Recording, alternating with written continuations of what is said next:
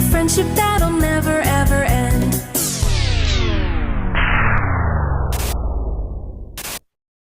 Run!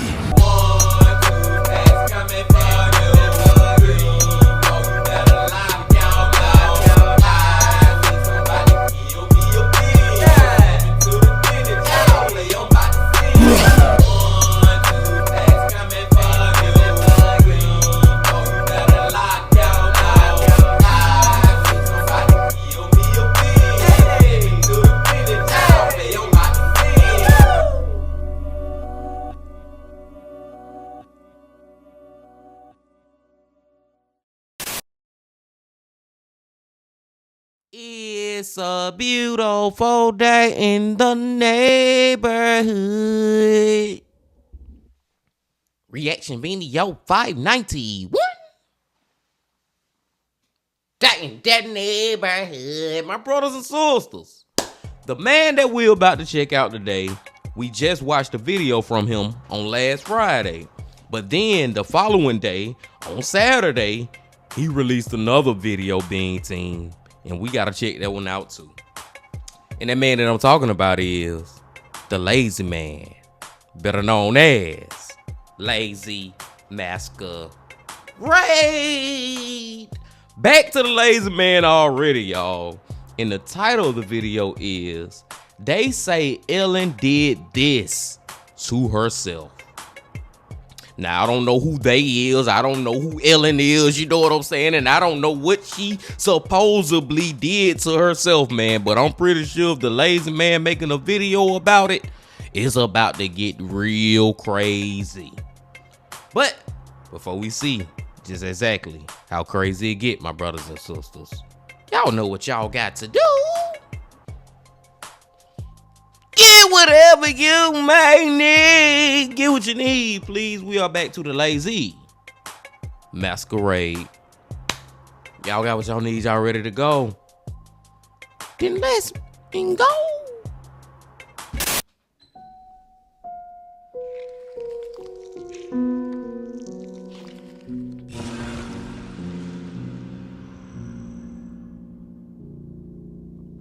The Lazy. Managing finances can be a real headache. Just the other day, I realized I was being charged monthly for subscriptions I wasn't even using anymore. If that sounds like Lazy Man with a commercial. It just be so funny to see the Lazy Man and Nick Crowley in their commercials, because that's the only time that they actually show their face in their videos. So it just be like, look at the Lazy Man. Shout out to the Lazy Man. And shout out to Rocket Money too, man. If you want to get into rocketmoney.com/Lazy Masquerade, get into it, my brothers and sisters. We're going to take it back right here. Let's go.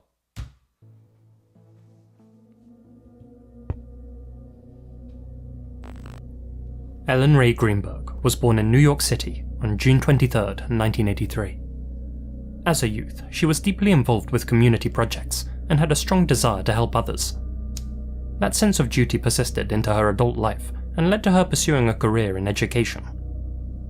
By the age of 27, Ellen was working as a first-grade teacher at the Juniata Park Academy, located in the Juniata neighborhood of Philadelphia. When she wasn't working, she spent much of her free time preparing for her upcoming wedding. Her fiancé was Samuel Goldberg, a then 28-year-old television producer. They'd been a couple for 3 years and lived together in room 603 of the Venice Loft Apartments building, situated in Philly's Manayuk neighborhood. The couple were described as very much in love, and their big day was scheduled for August that year. Ellen was of course busy sending out formal invites, planning seating charts, and trying on dresses. It was an occasion that sadly would never come to pass. On the morning of January 26, 2011, Ellen awoke and got ready for work as she always did. She spoke briefly with her mother over the phone at 7 AM, and the two had what's been described as a completely ordinary conversation on an otherwise ordinary morning. Ellen arrived at the Juniata Park Academy thereafter and spent the morning teaching her usual batch of first graders. That is, until an unexpected nor'easter covered the city in a thick blanket of snow. The remainder of the school day was duly cancelled, and Ellen left work early. As she left the school grounds, she sent a text to one of her friends, expressing her relief that she could now enjoy some downtime. At 1:30 PM, Ellen was seen at a gas station, filling up her car while en route to her apartment. Once home, she met with her partner, Sam, and the pair spent the afternoon together. Phone records show that at 2:30, Ellen called a restaurant called Vetri, presumably to either make, confirm, or cancel a reservation. What happened inside the apartment during those next 2 hours remains unclear. What we do know is that at 4:46 PM, there was activity on Ellen's computer. At 4:50, Sam left the apartment to go to the downstairs gym, situated on the ground floor of their complex. He fobbed in at 5:54 and spent approximately 35 minutes working out. After a short sweat, Sam then returned to the apartment, inserted his key into the lock, and pushed the door. It opened a few inches before unexpectedly jamming. The door's swing bar lock had been latched from the inside, preventing him from entering. Sam knocked for several minutes and called out Ellen's name through the crack in the door, yet strangely, he received no reply. Neighbours reported hearing Sam shouting for Ellen to let him in, though they didn't hear any unusual sounds prior to that. Over the next 22 minutes, Sam sent Ellen a series of increasingly aggressive texts. "Hello? Open the door. What are you doing? I'm getting pissed."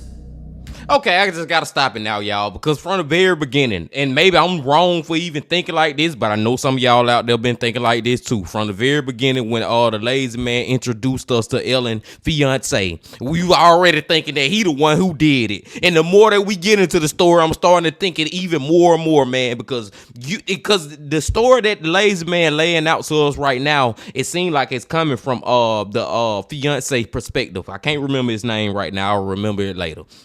But the story seemed like he the one saying that I went downstairs to go work out, left her in the apartment, then I come back, and for some reason the door latched. You know what I'm saying, man? I can't get back in, so I start texting her. All this ish, long story short, short story long, seemed like a setup to make him seem like he was out of the apartment when whatever ever happened to Ellen. And we all know at this point she has passed away. And long story short, story long, he the number one suspect in my eyes. I think he did it, and I think this just all his attempt to try to make it seem like he is innocent. But let's find out. "Hello. You better have an excuse." "What the fuck?"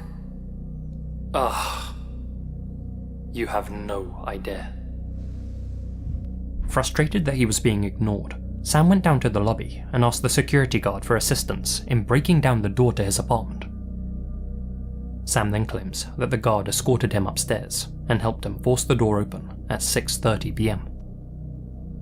After gaining access, they were immediately met with the sight of Ellen, lying supine on the kitchen floor, with her legs and body outstretched, and her head and shoulders resting against the cabinets next to the range. She was completely unresponsive and covered in blood. And I just gotta point this out real quick too, y'all. Another thing that kind of like just make you go against and make you not even want to believe this dude even more. The fiance, still can't remember his name. It's just the fact that your text messages, you was being so aggressive and mean. Like, dude, why wasn't you concerned? Like, baby, Ellen, are you all right? Ellen, baby, can you hear me? Respond to me, baby. Talk to me. You know what I'm saying? Why wasn't you thinking like maybe she has had a heart attack? We just watched some crazy ish from Tragedy Tales a couple of days ago on Saturday about a lady who had a heart attack on literally while she's standing over the stove and fell out. Like, why wasn't you concerned for her health and her being? You sitting up there talking all the craziness. Y'all seen the text messages he was sending her. I think he did it, y'all. Long story short. Short story long. Sam immediately called for assistance. Help! I need everything now. I just walked to my apartment. My fiance's on the floor with blood everywhere. What is the address? 4601 Flat Rock Road. Please come. Help. 4601 Flat Rock Road. Is this a house or apartment? Oh no. Oh no. It's an apartment. What apartment number? 603. Apartment 603? 603. Please hurry, please. Where's she bleeding from? I don't know. I can't tell. No. So you have to calm yourself down in order to get you some help. I'm sorry. I don't know. I'm looking at her right now. I can't see anything. There's nothing broken. She's bleeding. Ellie! You don't know where she's bleeding from? Can't tell where the blood's coming from? I think her head. I think she hit her head, I think. But it's everywhere. Okay, so it's everywhere. Think she might have fallen? Do you know what happened? She may have slipped. There's blood on the table. Her face is a little purple. Okay, hold on for rescue for her. Stay on the phone.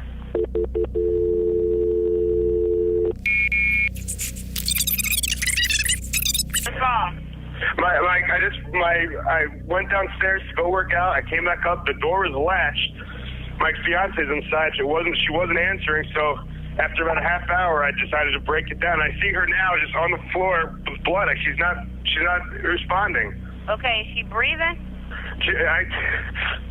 Look at her chest. I need you to calm down, and I need you to look at her chest. It's really. I really don't think she is. Listen to me. Someone's on the way. Look at her chest. Is she flat on her back? She's on her back. Do I bring her? Look at her chest and tell me if it's going up and down, up and down. I don't see her moving. Okay, do you know how to do CPR? I don't. Okay, I can tell you what to do, okay, until they get there. I want you to keep her flat on her. God. Hello? Yeah, hi, okay. Are you willing to do CPR with me over the phone until they get there? I have to, right? Okay, so get her flat on her back, bare her chest, okay? You want to rip her shirt off. Oh, shit. Okay? You need to kneel down by her side. Oh, my God. Ellie, please. Listen, you can't freak out, sir, because you Okay, I'm trying not to. Her shirt won't come off. It's a zipper. Oh, my God. She stabbed herself. Where?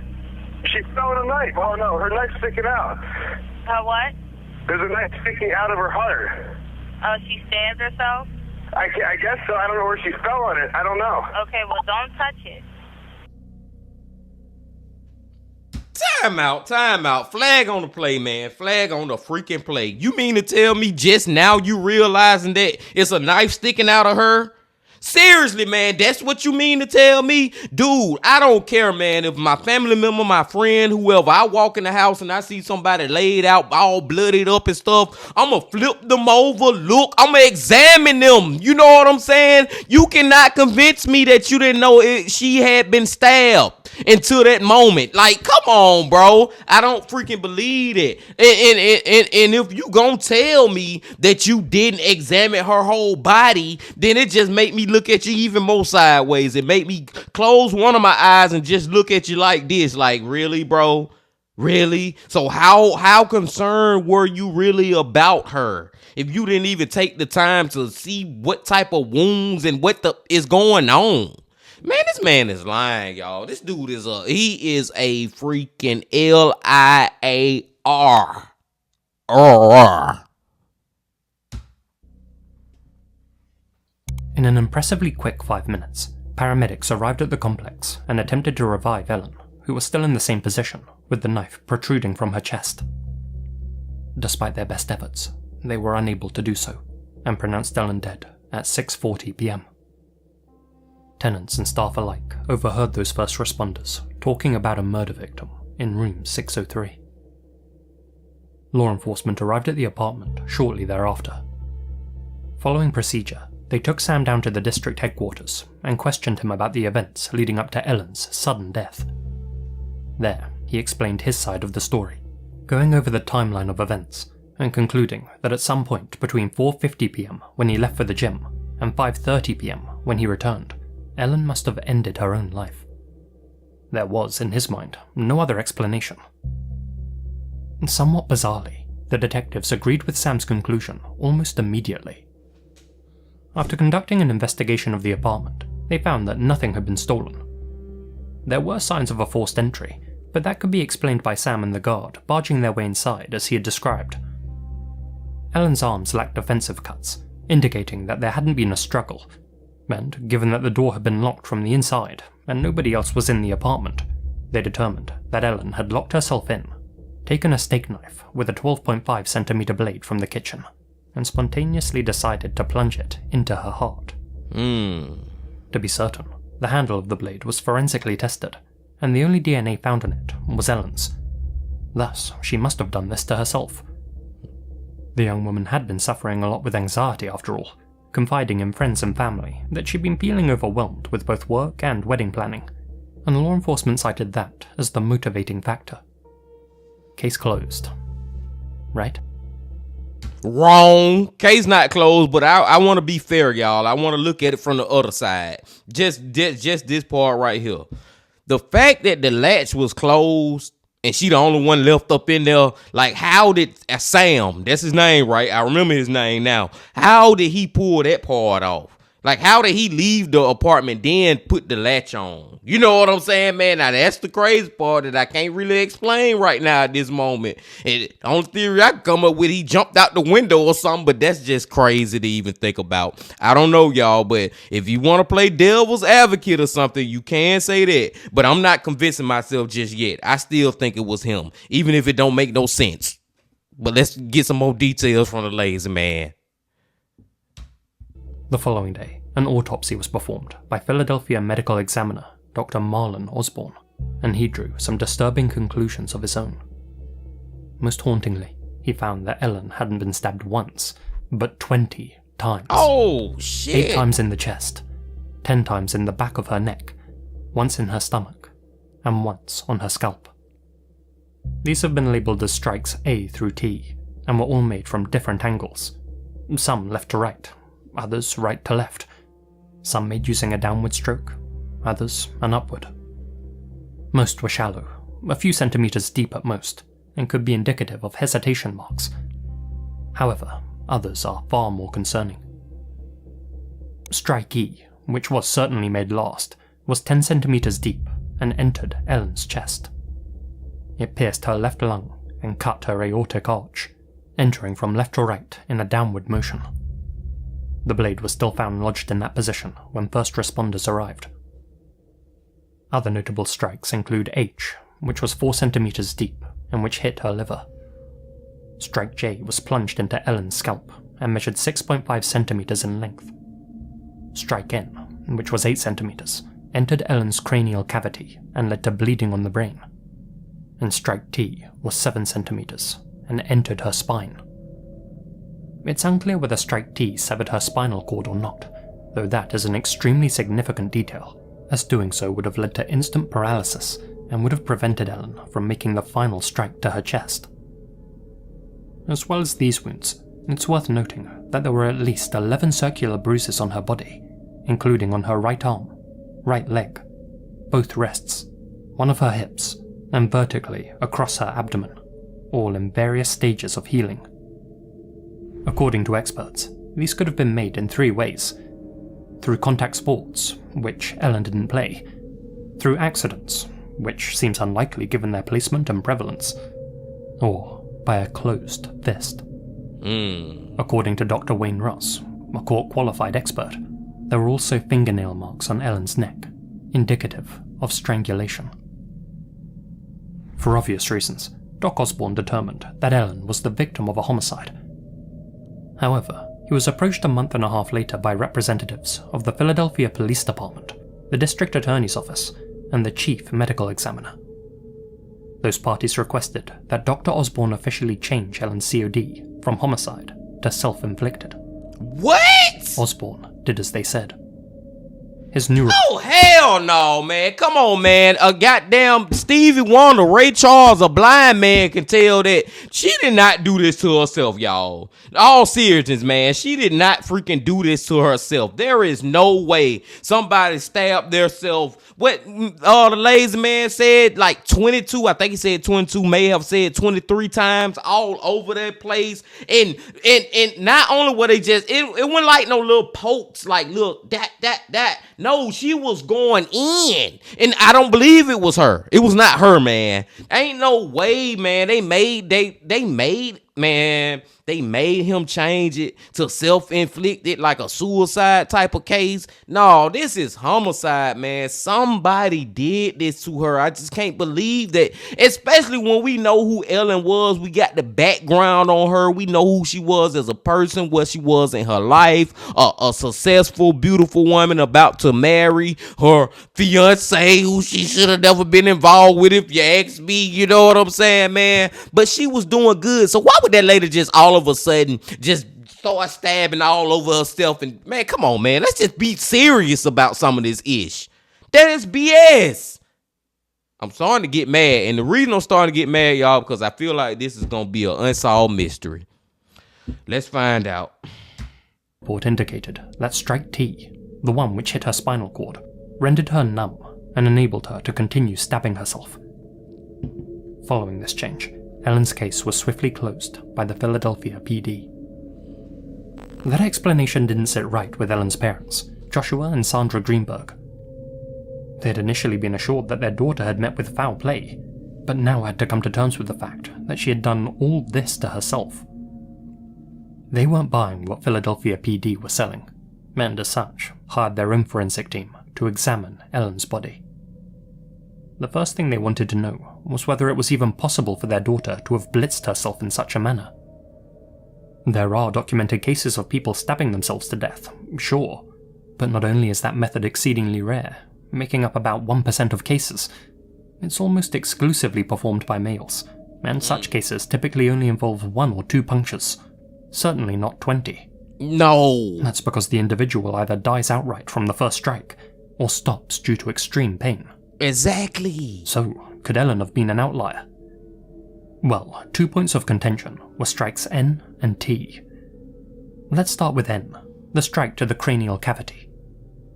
It's widely believed that such a strike to the brain would have caused severe pain, and likely left Ellen drifting in and out of consciousness, making it implausible, and arguably impossible, for her to have continued stabbing herself, something she would have needed to do, since strike E was made last. Dr. Osborne theorized that this strike may have been the first that Ellen made, rendering her numb enough to carry on blitzing herself. Before changing Ellen's COD from homicide to self-inflicted, Dr. Osborne claims that he asked his associate, the respected neuropathologist Lucy Rourke Adams, to take a look at Ellen's spine and give him a second opinion about strike T. According to him, she determined that no such wound even existed. Satisfied, he concluded that Ellen couldn't have ended her own life. Thing is, forensic experts hired by the Greenbergs and independent investigators have since confirmed that strike T most certainly did exist. When contacted 7 years later, Dr. Rourke Adams stated, "I have no recollection of Ellen's case. I would conclude that I did not see the specimen in question, although there is a remote possibility that it was shown to me." It later came to light that there wasn't a bill, invoice, or even a report from Dr. Rourke Adams related to Ellen's case. That means she had either looked at the spine unofficially, and Dr. Osborne reclassified Ellen's death on her casual opinion, or she had never even been approached by Dr. Osborne, who falsified her opinion to justify his change of heart. Neuropathologist Dr. Lindsay Emery later examined Ellen's remains and determined there was no evidence of any hemorrhaging around her spine, suggesting she already had no pulse when strike T was made. And I'm just sitting right here now, y'all, like, why is it so much controversy with this case? Like, why is it so much mysteriousness? Why is do the police or the government or something now? I got to put my tinfoil hat on, my conspiracy hat on, man. Like, do the police or something got something to do with this? It's all a cover up that's going on. Like, this is so freaking weird, man. Analysis conducted by BioMX Corp, an independent company that reconstructs injuries for court cases, used a process called photogrammetry to make 3D models of Ellen's body. Their investigation found that, quote, "The posterior head and neck stab wounds sustained by Miss Greenberg are not biomechanically consistent with self-infliction. The subject's posterior head and neck stab wounds are consistent with focalized stabbing by an assailant." That sentiment was echoed by a private investigator hired by the Greenbergs, who stated there was evidence of Ellen's body being moved post-mortem and placed against the kitchen cabinets. The whole investigation had suddenly taken a suspicious turn, leaving Ellen's parents questioning whether their daughter was the victim of both a murder and a cover-up. The way most people see it, there are 4 possible ways to explain how Ellen's life came to a sudden end. 1. That this was an accident. I'm not going to waste anyone's time with that one. 2. That there was an intruder, some still unidentified person who entered the apartment, locked the door, took Ellen's life, and then escaped through the 6th floor window in the middle of a blizzard. all without I just gotta speak on both of them real quick. Number one, like Lazy Man said, it was an accident. And he said, I ain't gonna waste no time on it, and I'm not gonna waste no time on it either. Ain't no way in the hell that shit was an accident. But number two, we spoke about that earlier too, y'all, that maybe it is an intruder because of the damn latch. So whoever did this couldn't have left out the front door. They would have had to jump out the window, right? That's the only way I could see it happening. That's just the first two. I had to speak on them, man, because we already was talking about them. But let's go and find out the other ones, the other theories out there. He would go down another rabbit hole with the Lazy Man.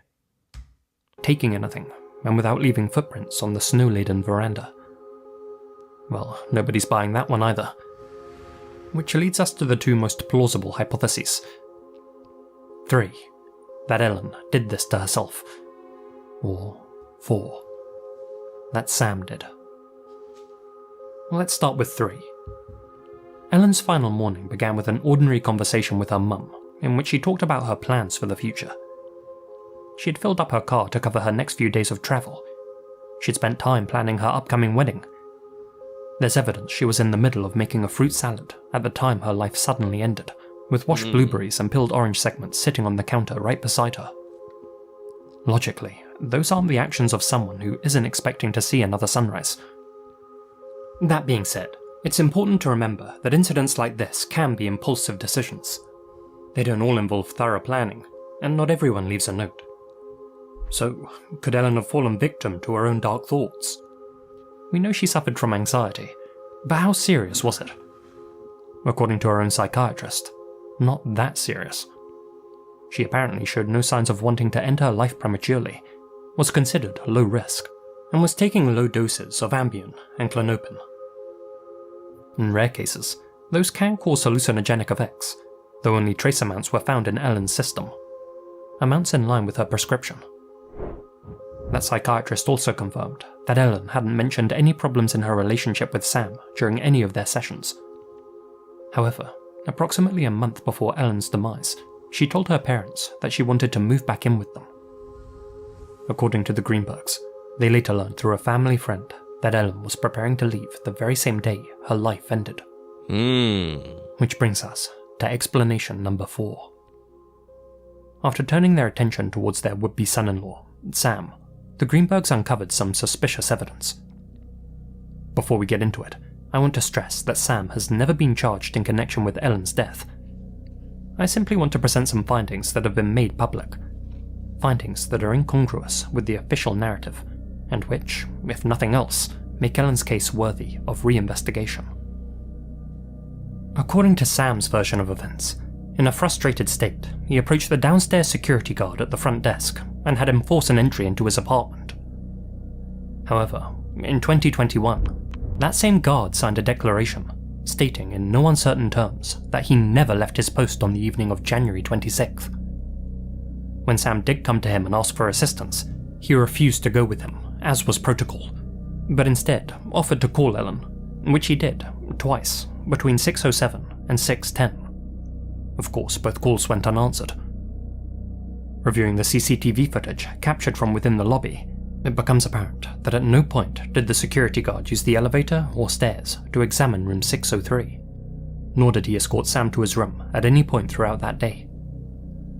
That means that at least one element of Sam's story was a fabrication, which has obviously led some to doubt his version of events. Doubt which has only been enhanced by other revelations. At 6:14 PM, 16 minutes before he gained access to the apartment and found Ellen, Sam called his cousin and close friend, Kamian Schwartzman, an up-and-coming lawyer who lived nearby. 12 minutes later, at 6:26 PM, Sam received a call from James C. Schwartzman, Kamian's father and his uncle. At that time, James was a politically important attorney and is currently a judge in Pennsylvania. It's unclear what their conversation entailed, and it's entirely plausible that Sam was asking about the legalities of breaking down his door. What many do find suspicious, though, is that Sam was in contact with his relatives, who were legal professionals, just before he entered the apartment and found his lifeless fiancée. Curiously, the CCTV footage showed Kamian arriving at the complex at 6:39 PM, a fair few minutes before the authorities. The sudden presence of Sam's lawyer cousin is, at the very least, noteworthy, as is what happened the morning after Ellen's demise. That is freaking weird that his cousin lawyer would show up, you know what I'm saying, right after we can really say after her death, but during this whole thing that's going on. That is freaking weird, man. That is duly noted. You got to put that in the back of your brain, man, when you're looking at all this crazy and ish. You got to acknowledge that, because what the freak? January 27th, James Schwartzman contacted the apartment's building manager and requested access to the crime scene to retrieve one of Sam's suits. He'd need it for the upcoming funeral, which in accordance with their faith was to occur within 24 hours. The manager reached out to the police and asked for permission to allow him entry. Strangely, the police informed her that the crime scene had been released, and so James was given unrestricted access. They also advised the manager that she should arrange to have the apartment thoroughly cleaned, and forwarded her to a professional team of crime scene cleaners. That same morning, James and Camion entered the apartment and left not only with Sam's suit, but also with Ellen's laptop, her mobile phone, and her engagement ring, which was resting on the bedside table, apparently thinking they all belonged to Sam. The laptops and phones were handed over to investigators 2 days later, though obviously any evidence that could be gleaned from them could now be considered compromised. Despite foul play being ruled out by detectives, Ellen's parents have been denied access to certain other items as well, which could shed light on why her life ended. Crucially, that includes her journal. Law enforcement have never disclosed its contents, or why they refused to return it to the Greenbergs. Then there's the 911 call. Okay, do you know how to do CPR? I don't. Okay, I can tell you what to do, okay, until they get there. I want you to keep her foot Oh, on her... God. Hello? Yeah, hi, okay. Are you willing to do CPR with me over the phone until they get there? I have to, right? Many find it interesting that despite stumbling upon his fiancée unresponsive on the floor, Sam's first instinct wasn't to examine her or render aid. Apparently, he hadn't even noticed the large blade sticking out from her chest, despite her being found in the supine position. It's also strange how upon seeing that blade, his immediate instinct was to conclude she stabbed herself. Her shirt won't come off, it's a zipper. Rip Oh it my off. God, she stabbed herself. Where? She found a knife. Oh no, her knife's sticking out.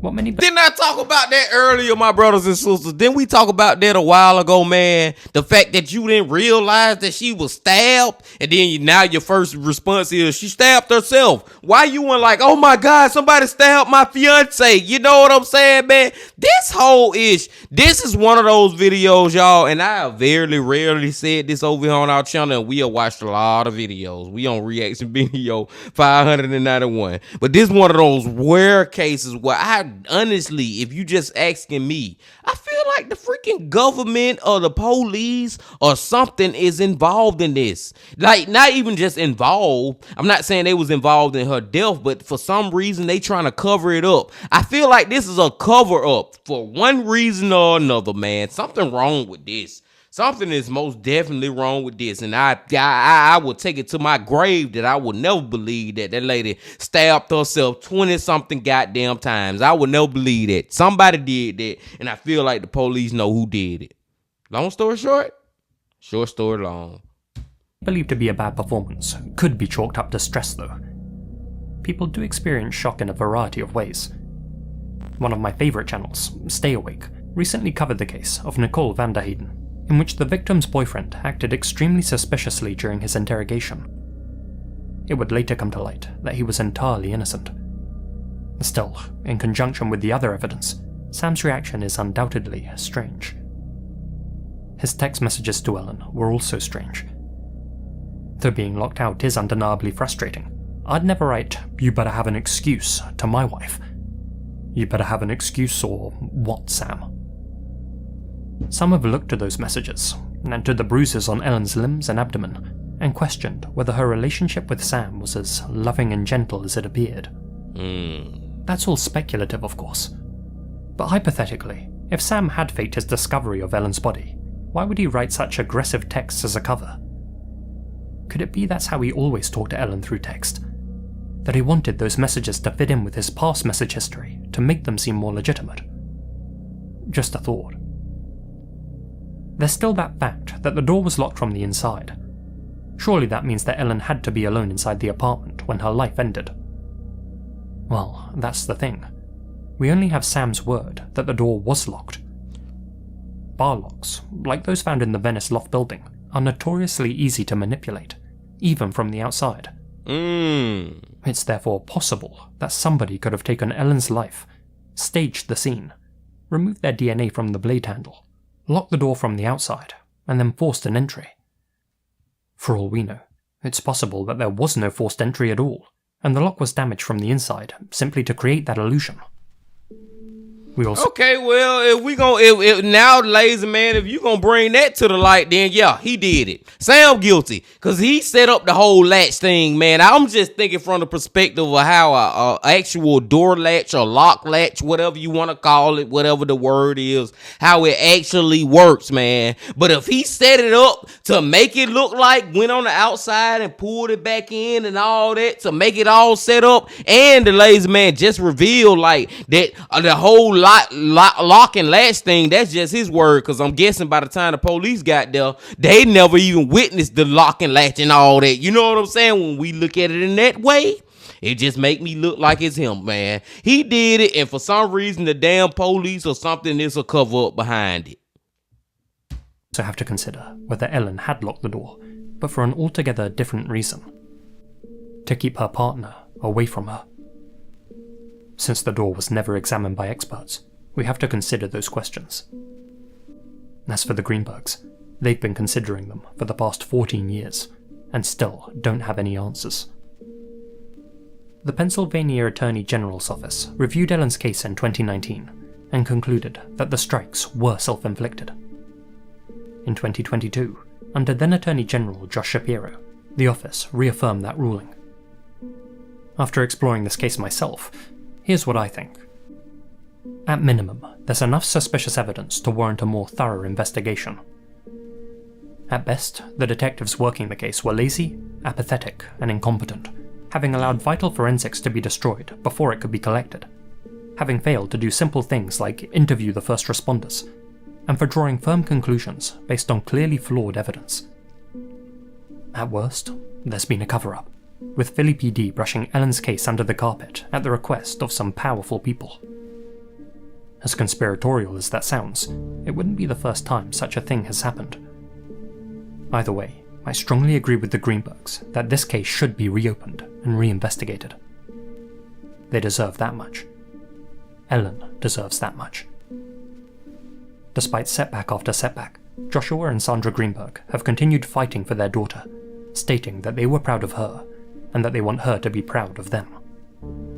It's their firm belief that Dr. Osborne was compelled by the authorities to reclassify Ellen's death as self-inflicted. They filed a civil lawsuit against the Medical Examiner's Office and Dr. Osborne, and though they were told that they couldn't sue the city, the appellate court did criticize Philadelphia PD, with the panel stating that they were, quote, acutely aware of the deeply flawed investigation. After spending close to $1 million of their own money and taking matters to the Supreme Court, the Greenbergs finally won the right to challenge Dr. Osborne's self-inflicted ruling on July 30th, 2024. Their quest for answers is still ongoing, but they're at least one step closer to having Ellen's case reopened. If you'd like to support their efforts, I've left a link to their GoFundMe page in the description. All the proceeds will go towards helping them cover their mounting legal expenses. It's been 14 years, and the city's been fighting us every step of the way, Sandra Greenberg told The Independent. Ellen was a Philadelphia girl. She deserves better from her city.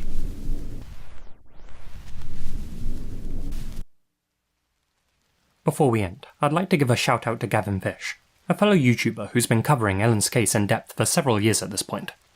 He's collected a huge array of resources and reading materials that are really worth delving into if you want to truly explore this story further. I've linked to his channel in the description.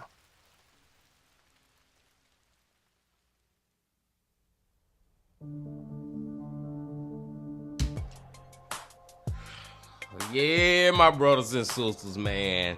I'm telling y'all, this is one of those videos that First of all, I did not know that we was gonna go down a rabbit hole with this one. You know what I'm saying? It is a rabbit hole, but this is one of those rabbit holes where I can like confidently say, man, it's some type of cover up going on with this ish, man. Like it's just like, no, dude. Why would the freaking police make the coroner freaking change it from a suicide to no, not from a suicide, from a homicide to a suicide, not from her being murdered to no, she killed herself. There is no way Ellen take away just her. Let's just talk about us as humans. What human gonna be able to just stab? We talking about with a freaking knife, stab themselves all over their body without taking the pain and stopping. You know what I'm saying, man? That shit hurt, man. Long story short story long, you can't endure that pain. So you mean to tell me she did it 20 times to herself, and after she took all these stab wounds all in her neck, her back, all this, and then she decided to just in the chest? Man, get the F out of here. Seriously, man, get the F out of here with that. She did not do this to herself, man. And since I believe that it is Sam, I believe it's him 100%. This is one of those cases where I do believe it is him, but it's also like the one thing that was holding me back from believing it was him was when the whole latch. I'm back on the latch with the apartments, man. Y'all know how you got the locks on the doors. Sometimes you got one lock, sometimes you got two on the. You got the doorknob, you may have a lock on that. Then you got the deadbolt lock, and then even sometimes, especially up in like apartment complex, you got an extra latch, and that's where I'm like, how is the latch closed though? You know what I'm saying? How is the latch closed? She the only one in the house, and that's why I went to the theory of maybe whoever did this after they did this, they killed her, they jumped out the window. That's how they left the apartment or whatever. But when the lazy man revealed at pretty much the very end of this video that dude could have not only like sabotaged the freaking lock, he could have just went outside and had a way to even put the latch on the lock even when he outside the apartment. You know what I'm saying? It's some sneaky ass, freaky ass, what is going on type of way. So it's like, long story short story long, my brothers and sisters, there is nothing to persuade me to believe that he didn't do this. I think he is freaking guilty. It's sad that it's an unsolved mystery, man, but I hope that there is some type of evidence that come to light later on. But just the whole way the police handled the freaking crime scene and stuff, it's like y'all kind of like let the little evidence that you could have had get away from you just through the whole way you handled that. That's why I just go back, my brothers and sisters. I think, man, maybe the police, government, whoever got something to do with it, and I don't even know why, but I'm pretty sure. If I had to guess, if I had to be a betting man, her fiance, Ellen's fiance Sam, he killed her. Sad to say it, but that's what I think. But I digress. I'm gonna go and let y'all go now, man. This has been another great Lazy Man video. I appreciate y'all coming on back as always. And before y'all leave, just please hit that like button, comment, subscribe, and do all that if you ain't did that yet. And come on back tomorrow for another That Chapter Wednesday. And until then, my friends, also remember this. Love, peace, and happiness. Stay safe. Don't stop. Keep going. Yeah.